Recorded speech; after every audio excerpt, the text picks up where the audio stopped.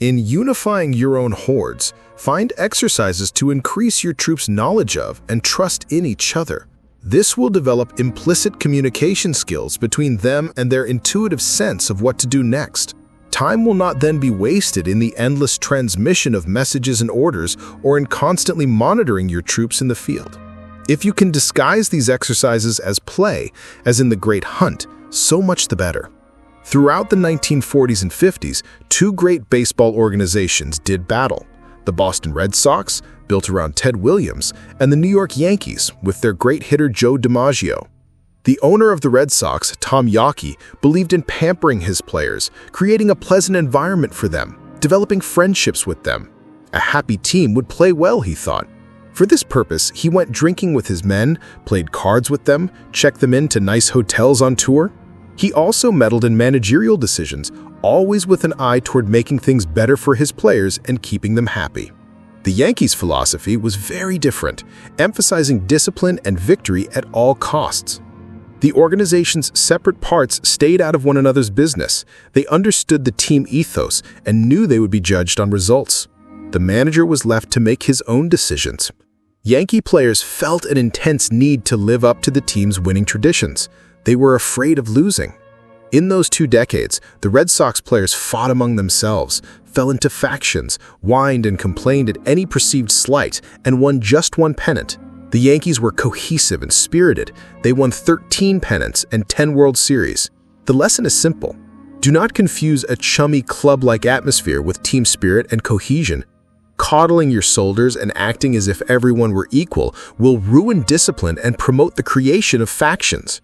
Victory will forge stronger bonds than superficial friendliness, and victory comes from discipline, training, and ruthlessly high standards. Finally, you need to structure your group according to your soldiers' strengths and weaknesses, to their social circumstances. To do that, you must be attuned to the human side of your troops. You must understand them and the spirit of the times, inside and out. In a real sense, maximum disorder was our equilibrium. T.E. Lawrence, 1885 to 1935. During the American Civil War, the Union generals struggled with the ragtag nature of their army. Unlike the disciplined, well-trained troops of the Confederacy, many Northern soldiers had been forcibly conscripted at the last minute. They were pioneers, rugged frontiersmen, and they were fiercely independent. Some generals tried desperately to instill discipline, and mostly they failed. Others just paid attention to map strategy, while their armies continued to perform badly. General William Tecumseh Sherman had a different solution. He changed his organization to suit the personalities of his men. He created a more democratic army, encouraged initiative in his officers, let them dress as they saw fit. He loosened outward discipline to foster morale and group spirit. Like frontiersmen generally, his soldiers were restless and nomadic, so he exploited their mobility and kept his army in perpetual motion, always marching faster than his enemies could. Of all the Union armies, Sherman's were the most feared and performed the best. Like Sherman, do not struggle with your soldiers' idiosyncrasies, but rather turn them into a virtue, a way to increase your potential force. Be creative with the group structure, keeping your mind as fluid and adaptable as the army you lead. Authority. Thus, the army moves for advantage and changes through segmenting and reuniting. Thus, its speed is like the wind, its slowness like the forest, its invasion and plundering like a fire. It is as difficult to know as the darkness. In movement, it is like thunder. The Art of War, Sun Tzu, 4th century BC. Reversal. Since the structure of your army has to be suited to the people who compose it, the rule of decentralization is flexible. Some people respond better to rigid authority. Even if you run a loose organization, there may be times when you will have to tighten it and give your officers less freedom. Wise generals set nothing in stone, always retaining the ability to reorganize their army to fit the times and their changing needs. Transform your war into a crusade.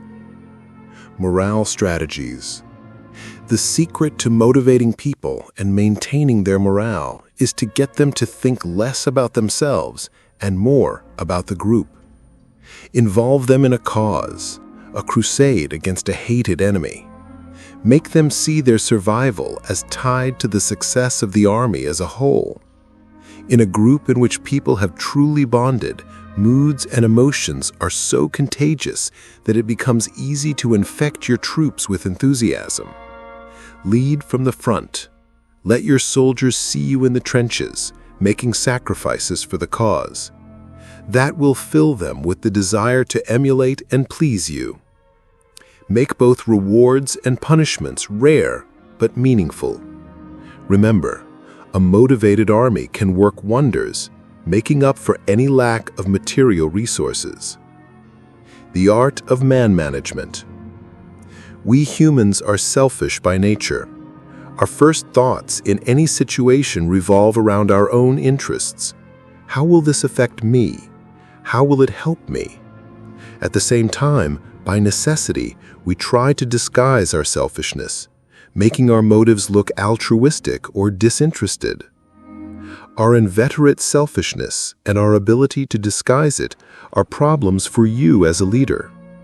You may think that the people working for you are genuinely enthusiastic and concerned. That is what they say. That is what their actions suggest. Then slowly you see signs that this person or that is using his or her position in the group to advance purely personal interests.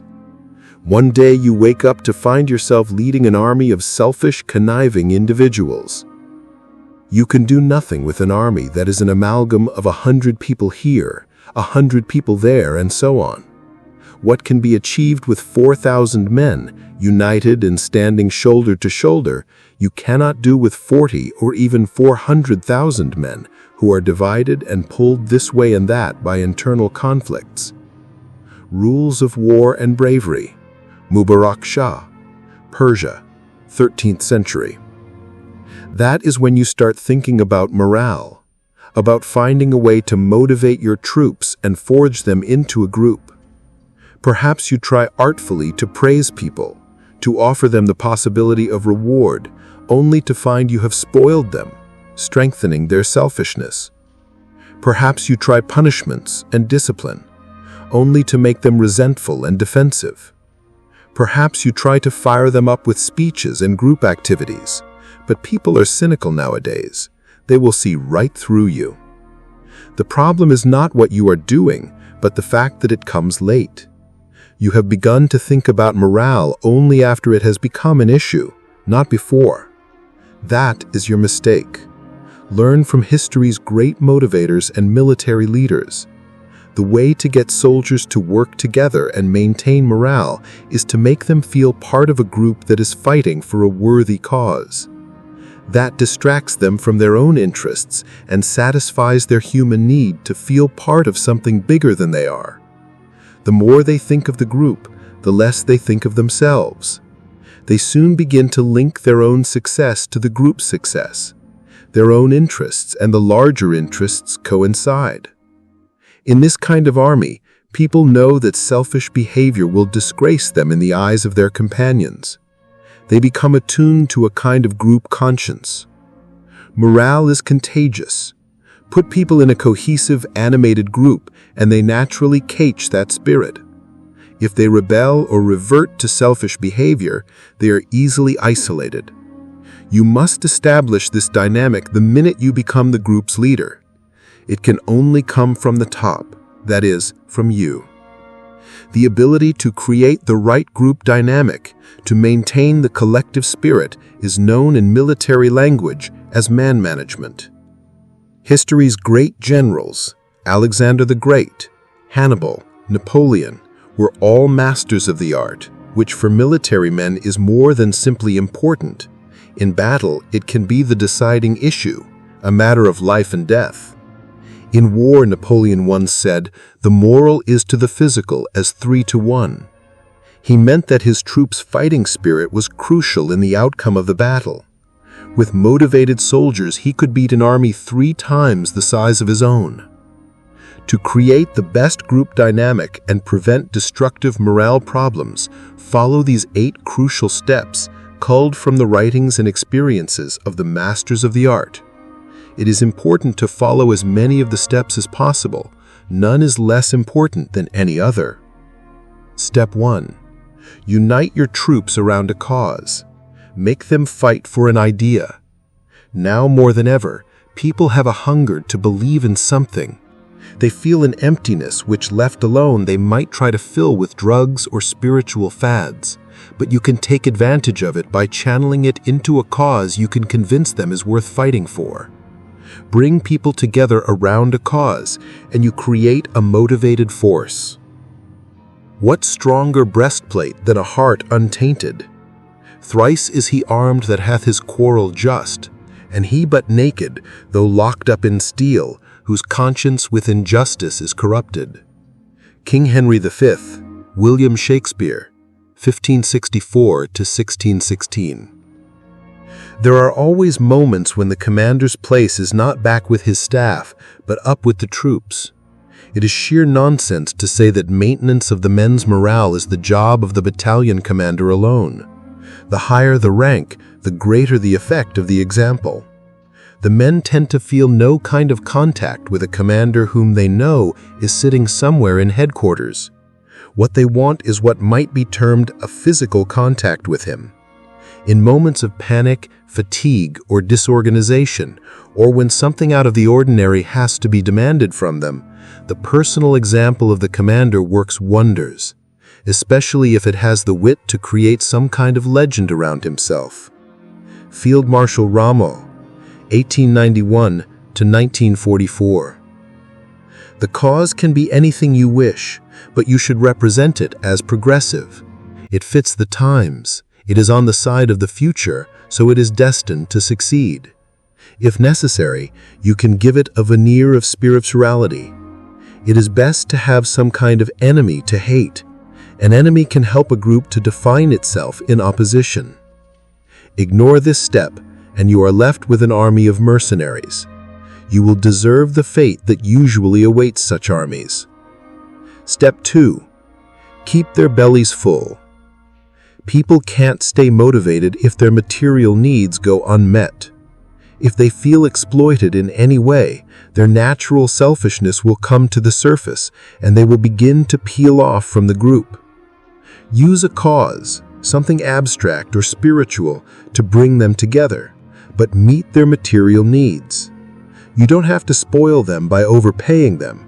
A paternalistic feeling that they are being taken care of, that you are thinking of their comfort, is more important. Attending to their physical needs will make it easier to ask more of them when the time comes. Step 3. Lead from the front. The enthusiasm with which people join a cause inevitably wanes. One thing that speeds up its loss and that produces discontent is the feeling that the leaders do not practice what they preach. Right from the beginning, your troops must see you leading from the front, sharing their dangers and sacrifices, taking the cause as seriously as they do. Instead of trying to push them from behind, make them run to keep up with you. Step 4. Concentrate their qi. There is a Chinese belief in an energy called qi which dwells in all living things. All groups have their own level of qi, physical and psychological. A leader must understand this energy and know how to manipulate it. Idleness has a terrible effect on qi. When soldiers are not working, their spirits lower. Doubts creep in, and selfish interests take over. Similarly, being on the defensive, always waiting and reacting to what the enemy dishes out, will also lower qi. So keep your soldiers busy, acting for a purpose, moving in a direction. Do not make them wait for the next attack. Propelling them forward will excite them and make them hungry for battle. Aggressive action concentrates qi, and concentrated qi is full of latent force. During the spring and autumn era, the state of qi was invaded by the states of Jin and Yan. At first, the invaders overcame the military forces of qi. One of the eminent nobles of the court of qi recommended the martialist Tianrong Hu to the lord of qi. To this man, later called Sima Rongzhu, is attributed the famous military handbook, Sima's Art of War. The lord of qi then summoned Rongzhu to discuss military matters with him.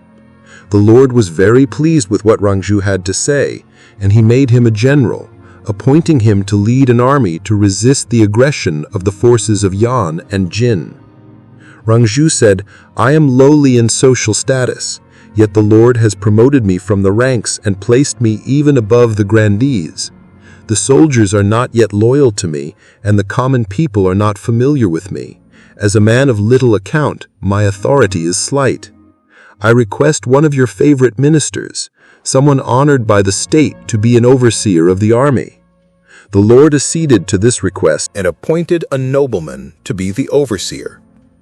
Rangju took his leave, arranging to meet the nobleman at the military headquarters at noon the following day. Then Rangju hastened back to set up a sundial and a water clock to await the new overseer. Now this new overseer was a proud and haughty aristocrat, and he imagined that as overseer he was leading his own army. Because of his pride and arrogance, he did not see any need to hurry, in spite of his promise with Rangju, the martial master. His relatives and close associates gave him a farewell party, and he stayed to drink with them. At noon the next day, the new overseer had not arrived at headquarters. Rangju took down the sundial and emptied the water clock. He assembled the troops and informed them of the agreement with the new overseer. That evening, the nobleman finally arrived. Rangju said to him, "Why are you late?" He said, "My relatives, who are grandees, gave me a farewell party, so I stayed for that." Rangju said, "On the day a military leader receives his orders, he forgets about his home. When a promise is made in the face of battle, one forgets his family. When the war drums sound, one forgets his own body. Now hostile states have invaded our territory. The state is in an uproar. The soldiers are exposed at the borders. The Lord cannot rest or enjoy his food. The lives of the common people all depend on you. How can you talk about farewell parties?" Rangju then summoned the officer in charge of military discipline and asked him, "According to military law, what happens to someone who arrives later than an appointed time?" The officer replied, "He is supposed to be decapitated." Terrified, the aristocrat had a messenger rush back to report this to the Lord and beseech him for help. But the haughty nobleman was executed before the messenger even returned, and his execution was announced to the army. The soldiers all shook with fear. Eventually, the Lord sent an emissary with a letter pardoning the nobleman, who was, after all, the new overseer of the army. The emissary galloped right into camp on horseback with the Lord's message. Rangju said, "When a general is in the field, there are orders he doesn't take from the ruler." He also said to the disciplinary officer, "It is a rule that there shall be no galloping through camp. Yet now the emissary has done just that. What should be done with him?" The officer said, "He should be executed." The emissary was petrified, but Rangju said, "It is not proper to kill an emissary of the Lord," and had 2 of the emissary's attendants executed in his stead. This too was announced to the army. Rangju sent the emissary back to report to the Lord, and then he set out with the army. When the soldiers made camp, Rangju personally oversaw the digging of wells, construction of stoves, preparation of food and drink, and care of the sick. He shared all of the supplies of the leadership with the soldiers, personally eating the same rations as they. He was especially kind to the weary and weakened. After 3 days, Rangju called the troops to order. Even those who were ill wanted to go along, eager to go into battle for Rangju.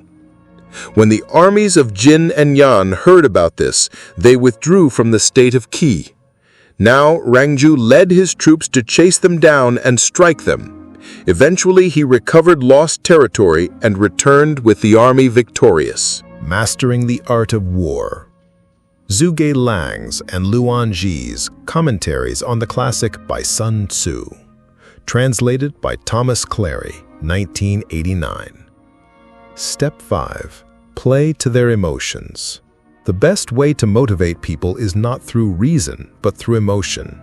Humans, however, are naturally defensive, and if you begin with an appeal to their emotions, some histrionic harangue, they will see you as manipulative and will recoil. An emotional appeal needs a setup. Lower their defenses and make them bond as a group by putting on a show, entertaining them, telling a story. Now they have less control over their emotions, and you can approach them more directly, moving them easily from laughter to anger or hatred. Masters of man management have a sense of drama. They know when and how to hit their soldiers in the gut. Step 6. Mix harshness and kindness. The key to man management is a balance of punishment and reward. Too many rewards will spoil your soldiers and make them take you for granted. Too much punishment will destroy their morale. You need to hit the right balance. Make your kindness rare, and even an occasional warm comment or generous act will be powerfully meaningful. Anger and punishment should be equally rare. Instead, your harshness should take the form of setting very high standards that few can reach. Make your soldiers compete to please you. Make them struggle to see less harshness and more kindness. Step 7. Build the group myth. The armies with the highest morale are armies that have been tested in battle. Soldiers who have fought alongside one another through many campaigns forge a kind of group myth based on their past victories. Living up to the tradition and reputation of the group becomes a matter of pride. Anyone who lets it down feels ashamed. To generate this myth, you must lead your troops into as many campaigns as you can. It is wise to start out with easy battles that they can win, building up their confidence. Success alone will help bring the group together. Create symbols and slogans that fit the myth. Your soldiers will want to belong. Step 8. Be ruthless with grumblers. Allow grumblers and the chronically disaffected any leeway at all, and they will spread disquiet and even panic throughout the group. As fast as you can, you must isolate them and get rid of them. All groups contain a core of people who are more motivated and disciplined than the rest, your best soldiers. Recognize them, cultivate their goodwill, and set them up as examples. These people will serve as natural ballasts against those who are disaffected and panicky. You know, I am sure, that not numbers or strength brings victory in war, but whichever army goes into battle stronger in soul, their enemies generally cannot withstand them. Xenophon, 430 to 355 BC. Historical examples. 1. In the early 1630s, Oliver Cromwell, 1599 to 1658, a provincial gentleman farmer in Cambridgeshire, England, fell victim to a depression and to constant thoughts of death. Deep in crisis, he converted to the Puritan religion, and suddenly his life took a new turn. He felt he had experienced a direct communion with God. Now he believed in providence, the idea that everything happens for a reason and according to God's will. Whereas before he had been despondent and indecisive, now he was filled with purpose. He thought himself among God's elect. Eventually, Cromwell became a member of Parliament and a vocal defender of the common people in their grievances against the aristocracy. Yet, he felt marked by providence for something larger than politics. He had visions of a great crusade. In 1642, Parliament, in a bitter struggle with Charles I, voted to cut off the king's funds until he agreed to limits on royal power. When Charles refused, civil war broke out between the Cavaliers, supporters of the king who wore their hair long, and the Roundheads, the rebels, so called since they cropped their hair short. Parliament's most fervent supporters were Puritans like Cromwell, who saw the war against the king as his chance, more than his chance, his calling. Although Cromwell had no military background, he hurriedly formed a troop of 60 horsemen from his native Cambridgeshire, England. His aim was to incorporate them in a larger regiment, gain military experience by fighting under another commander, and slowly prove his worth. He was confident of ultimate victory, for he saw his side as unbeatable, After all, God was on their side, and all his men were believers in the cause of creating a more pious England. Despite his lack of experience, Cromwell was something of a military visionary. He imagined a new kind of warfare spearheaded by a faster, more mobile cavalry. And in the first few months of the war, he proved a brave and effective leader. He was given more troops to command, but soon realized that he had grossly underestimated the fighting spirit of those on his side. Time and again, he led cavalry charges that pierced enemy lines, only to watch in disgust as his soldiers broke order to plunder the enemy camp. Sometimes he tried to hold part of his force in reserve to act as reinforcements later in the battle, but the only command they listened to was to advance, and in retreat they were hopelessly disordered. Representing themselves as crusaders, Cromwell's men were revealed by battle as mercenaries, fighting for pay and adventure. They were useless. In 1643, when Cromwell was made a colonel at the head of his own regiment, he decided to break with the past. From now on, he would recruit only soldiers of a certain kind, men who, like himself, had experienced religious visions and revelations. He sounded out the aspirants, tested them for the depth of their faith. Departing from a long tradition, he appointed commoners, not aristocrats, as officers.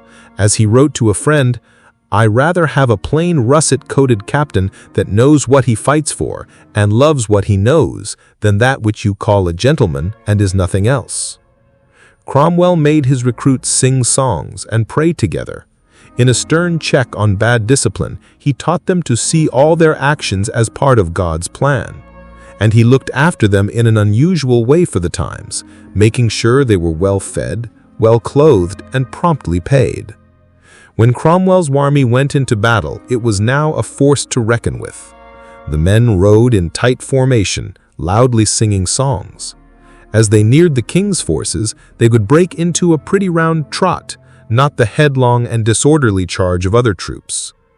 Even in contact with the enemy, they kept their order, and they retreated with as much discipline as they advanced. Since they believed that God was with them, they had no fear of death. They could march straight up a hill into enemy fire without breaking step. Having gained control over his cavalry, he could maneuver them with infinite flexibility. His troops won battle after battle. In 1645, Cromwell was named Lieutenant General of the Cavalry in the new model army. That year, at the Battle of Naseby, his disciplined regiment was crucial in the Roundheads' victory. A few days later, his cavalry finished off the Royalist forces at Langport, effectively putting an end to the first stage of the Civil War.